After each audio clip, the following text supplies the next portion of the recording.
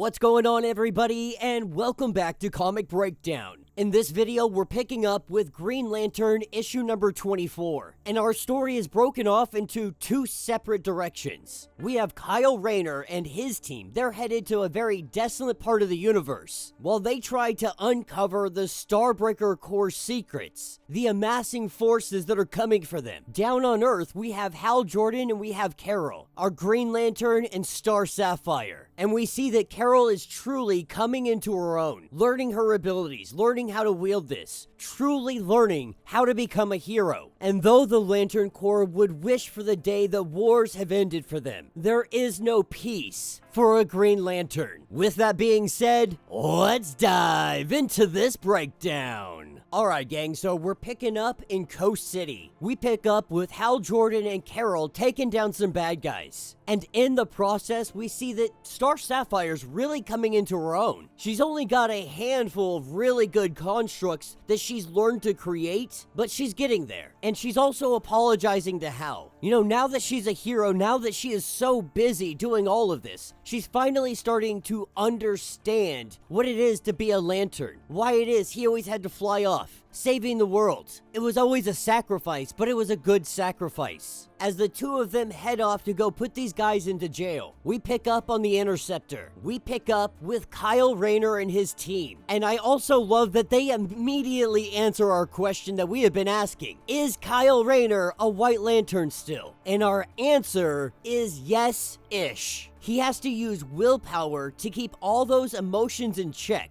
And so, more or less, he has to be a Green Lantern and use the willpower constantly and consistently, or he's gonna have a massive power output, a potentially very dangerous one. But as the Interceptor arrives at this space station, what we find is a space station with a giant Green Lantern symbol on it. Obviously, this is some kind of Owen design, but they have no idea what they're dealing with. This far out in space, this could be anything. And so with them going to investigate, we pick up 40 miles east of Coast City at what is now renamed the Sunnyside prison camp. And as they look around this place, they see that something's funny. Something is totally wrong with this place because everybody's happy. Everybody's having a great day. Everybody is smiling. Everyone's excited to work.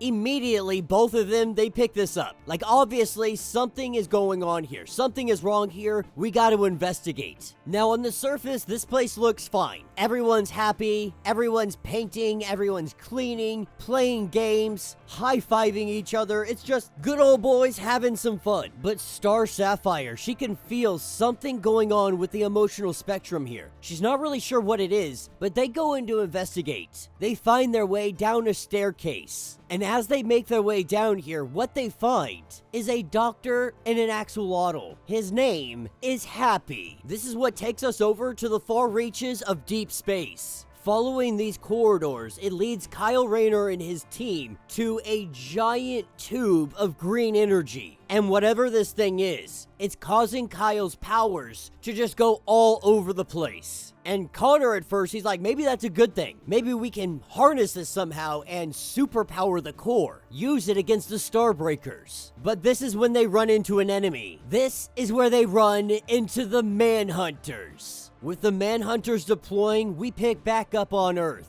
We pick up with Happy. And obviously, Happy's got some powers. But more than that, Happy is literally able to make everybody in this prison happy. Even this mad scientist who has literally been experimenting on people. He's a mad scientist, but he does it gleefully. He does it happily.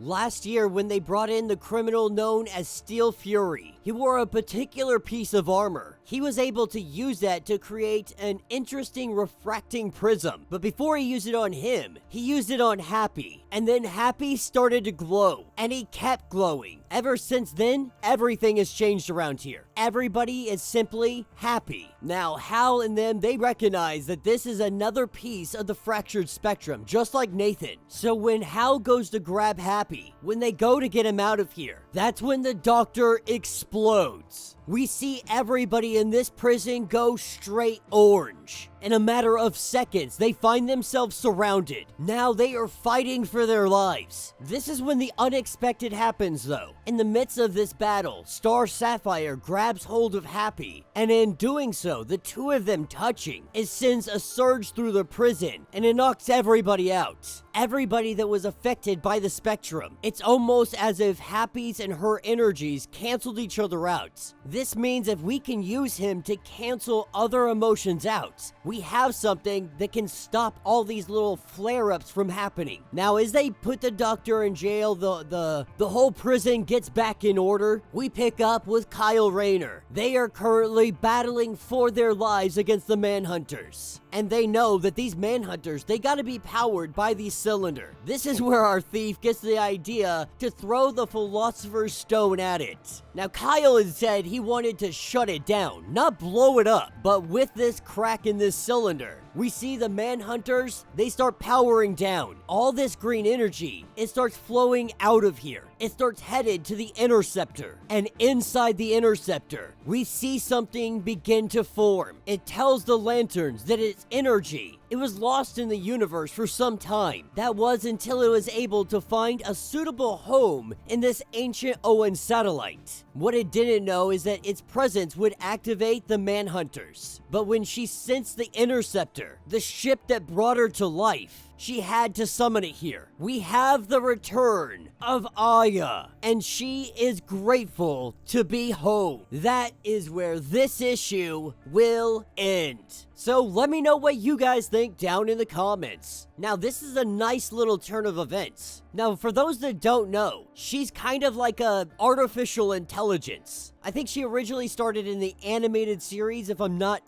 mistaken, I believe she started in the animated series. And then within the recent years, we've seen a return. And it appears that Jeremy Adams is bringing her back around, utilizing her in a whole new fashion. And in those stories, we learned that she was infused with a portion of a living entity within the central battery of Oa. That's, of course, before she goes crazy, tries killing everybody, and then turning on herself. It's also going to be interesting because we've seen Razor popping up in the recent comics as well, and Razor and her, they have a long history together. So I'm hoping that they bring the two together. I'm hoping that they can connect these two stories because, I mean, as a whole, and we're going to get caught up on the other Green Lantern stuff. The Green Lantern Corps comic book, we will be getting caught up on that title. All of these are interconnecting. It's going to be a lot of fun. I really love all the energy that they're putting into the Green Lantern Corps right now. You guys know I love these comics. The more of them I can get, the better. It does kind of suck to see the Green Lantern Corps always in some kind of giant war, but it also makes sense when you're dealing with the entire freaking universe. There's war everywhere, constantly, all the time. There's always someone reaching for power. There's always someone trying to genocide a whole planet. There's always a war to be fought. Also, shout out, they finally decided to keep Kyle Rayner as a White Lantern. I like the excuse on why he looks like a Green Lantern. He has to use the willpower constantly to keep his emotions in check. How long he'll remain like this, how long before they forget that he's also a White Lantern, who knows? But for the time being, he remains a White Lantern. So let me know what you guys think. Let me know your thoughts. Let me know your theories. If you want to get caught up on everything that is going on with this series, go ahead, check out the link in my description as well as the top of this video. It's going to get you completely caught up on everything that is going on with this series. If you would like to support the channel, you can always do so by joining the channel membership. Much like Patreon, having multiple different tiers, from $1 to $50, from loyalty badges to comics every single month. Not only are you helping out the channel tremendously, you are getting tons of perks in the process. If you're unable to do this, do me a favor, subscribe to the channel, like this video, hit that notification bell, and with that being said, until the next breakdown.